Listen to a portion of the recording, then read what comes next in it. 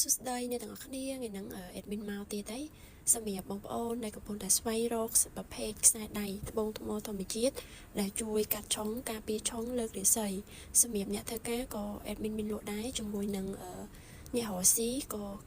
admin មានខ្សែដៃសម្រាប់អ្នករកស៊ីដែរអញ្ចឹងខ្សែដៃនៅលើដៃរបស់ admin នេះគឺ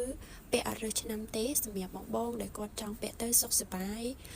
ការងារក៏ដូចជាការរកស៊ីជួយឲ្យរលូនណា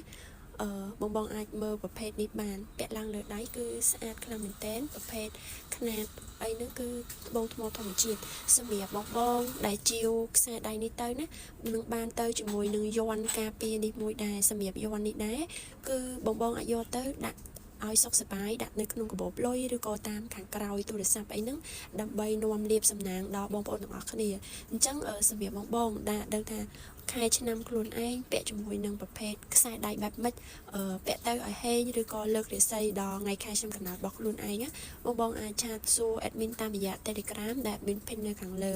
ឬក៏តាមរយៈ page Wisdom Online Shop បានដូចគ្នាអញ្ចឹងសម្រាប់បងដែលចង់ជាវគឺអាចឆាតមកបានហើយម្យ៉ាងវិញទៀតadmin ក៏មានសេកដែរសេកនេះមួយដុំតែ$5ទេ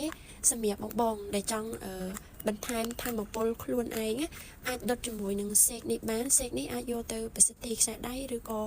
សម្រាប់ដុតដេញនៅឧបទ្រពចង្រៃឬក៏បងប្អូនពេលដែលមានអារម្មណ៍ដែលមិនល្អឬក៏អារម្មណ៍មិនស្ងប់មានអ្វីមួយយ៉ាងអញ្ចឹងបងអាចដុតសេកនេះដើម្បីបណ្ដេញនៅគ្រោះដែលមិនល្អនឹងចេញបានណាអញ្ចឹងសម្រាប់បងដែលចង់បានគឺអាចcommentបានដូចគ្នា